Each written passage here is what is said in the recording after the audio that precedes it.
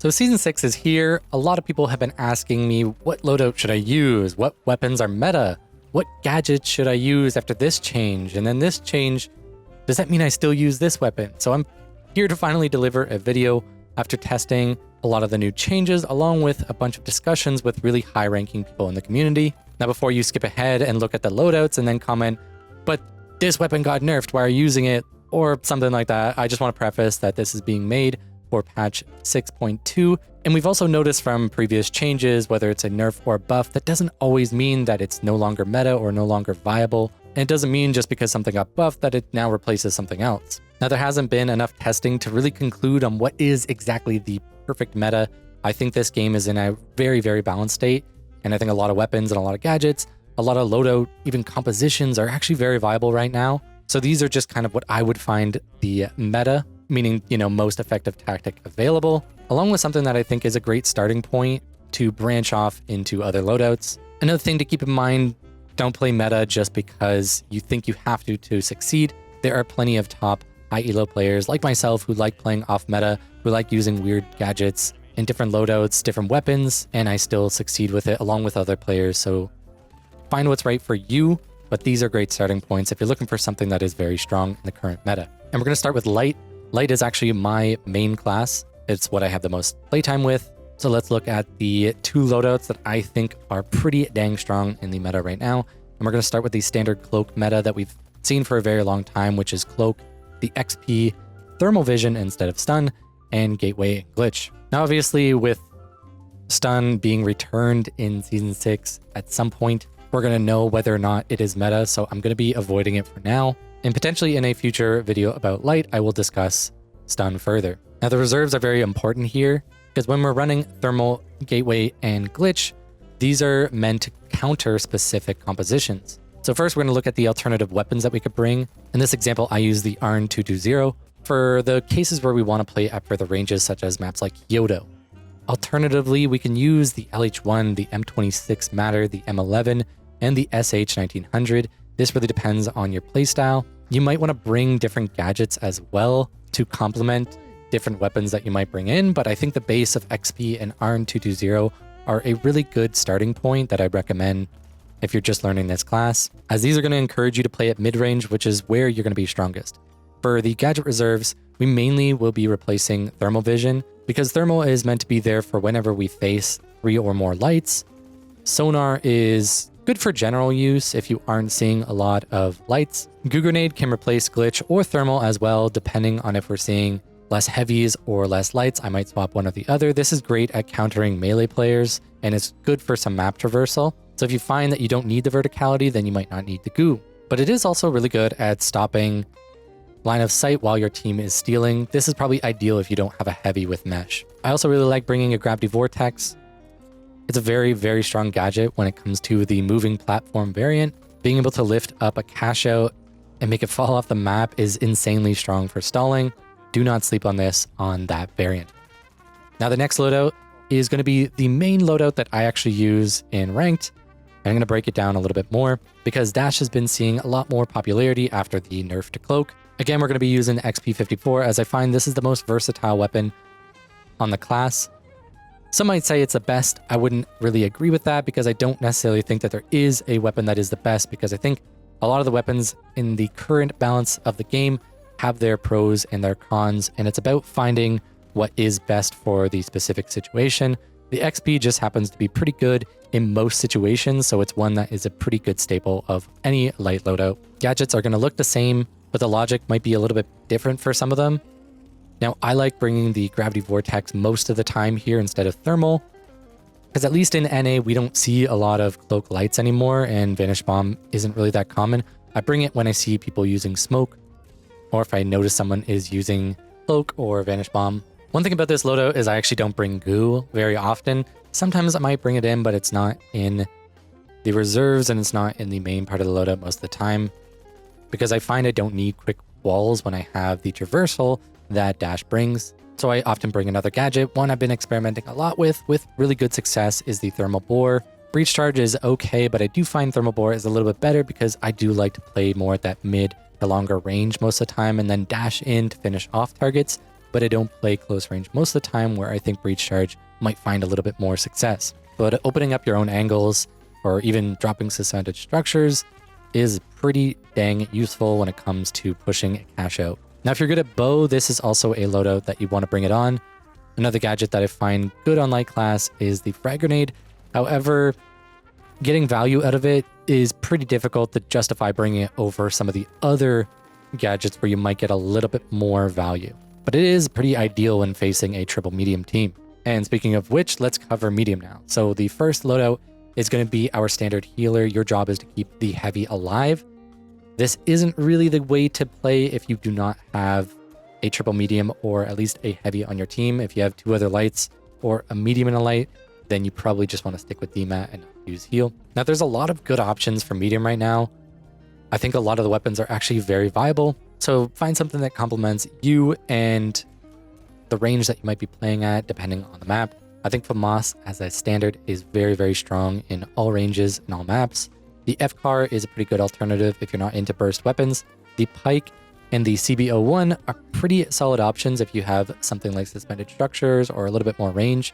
And the Cerberus is going to be your go-to for some of those closer range maps. Las Vegas would be a great example of that. I've also seen people using the revolver and the model at high elo to pretty good success. I just don't think that they're the most beginner-friendly options, but I did want to put those out there. For gadgets, we bring defib, zipline, and jump pad. And in reserves, we can bring a lot of alternative weapons and gadgets that suit you and your playstyle, or something to complement the maps where your main loadout might not be the best, such as bringing a goo grenade whenever you get into a map where you might not need zipline. The combination of goo and jump pad anyway can be pretty good for traversal. We can bring APS to deal with any explosive spams that we're running into, and gas mine is actually gaining a lot of popularity. I even saw it being used in a tournament. This is great for stall tactics, especially since a lot of people don't have fire to deal with the gas. So glitch mine is going to be another alternative that I think is that rare swap whenever you need to deal with something like melee or a big light spam lobby.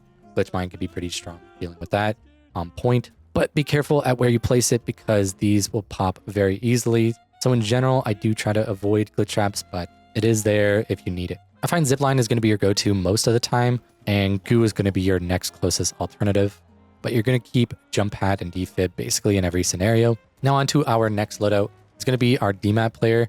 So with this, we're going to be using the Cerberus because I find you can force a lot of close range engagements with DMAT. You can always open up holes. You can drop people onto you. You can drop cash outs, which you're going to be in a close range after that. You can run away from people if you are getting shot at. You can really close a lot of gaps with this. So for that reason, I think it's really good to bring the goo grenade, the jump pad, the defib, along with the Cerberus because you're forcing a lot of close range engagements. The goo can prevent some of those longer range engagements from making your Cerberus weak. You can also close up some of the holes without needing to use another charge of your DMAT, and it can help stop vision while you're trying to steal. This is a very, very strong loadout to have, and obviously for some of those longer range maps, you might want to bring in the FAMAS. I find this is a very good alternative. And again, you can bring in some of the traps, the mines, maybe even a zipline if you want that extra mobility. These are all great options to help defend, but I think with this loadout, it's going to be really rare that you even swap your main loadout. This is a pretty set and go kind of meta for the DMAT player. Now for heavy, this is actually a class that I've been loving this season, and I'm pretty happy with the current state of the balance. And this is the first season we've had this many viable options, which is a big reason why I've been playing so much heavy this season. So for the first loadout, we have the mesh heavy.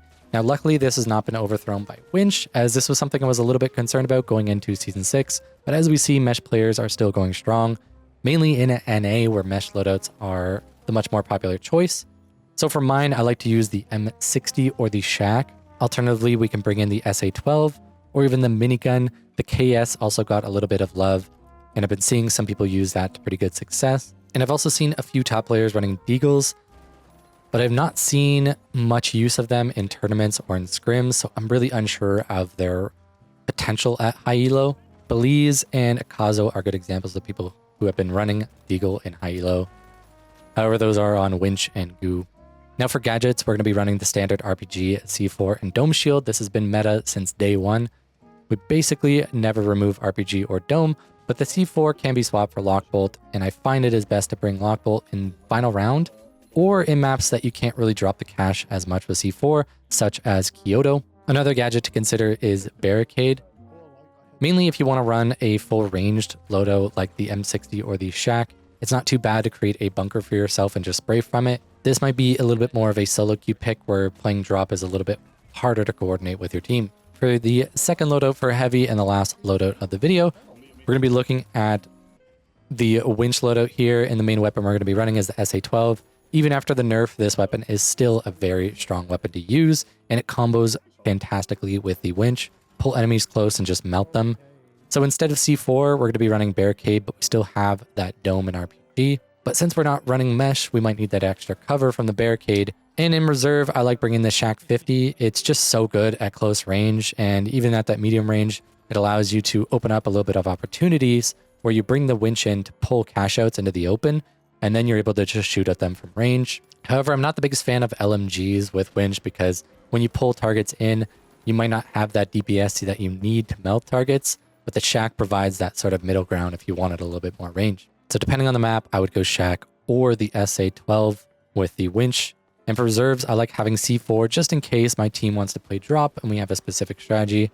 Anti-grav cube allows us to winch the cash outs into really weird locations. You can even pull them onto roofs, or you can just use it as another stall near the end, float it up, and make it very difficult for anybody to steal it from you. Anti-grav is very good when cash outs are in the open like this, and since you are winch, you can force them to be in the open a lot easier. It's a very underrated gadget, so definitely try it out.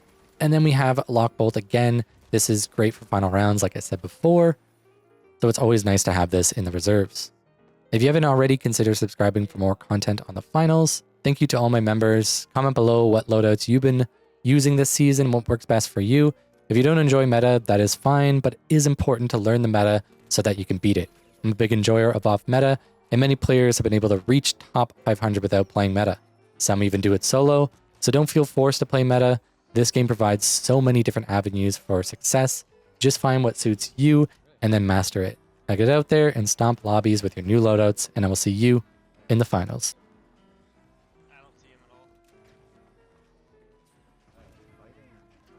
Hey, so if you've actually stuck around this long, thank you, but I just want to ask you guys some questions for those who have been dedicated to these videos and watched to the very end, and I wanted to ask, what are some of the video ideas and concepts that you guys would like to see?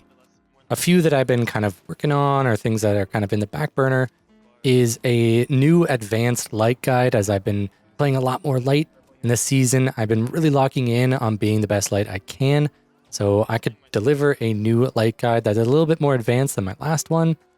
I've also been considering doing some coaching videos again, potentially even reaching out to some other content creators to do some coaching with them.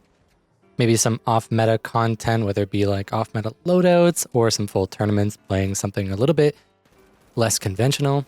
Or are you looking for some classic tier lists? I know some people have been asking for some tier lists. Is there anything in particular you guys are looking forward to? Maybe I can rush certain ones, do them ahead of the other one. Or if you want me to do all of them, I can get around to that.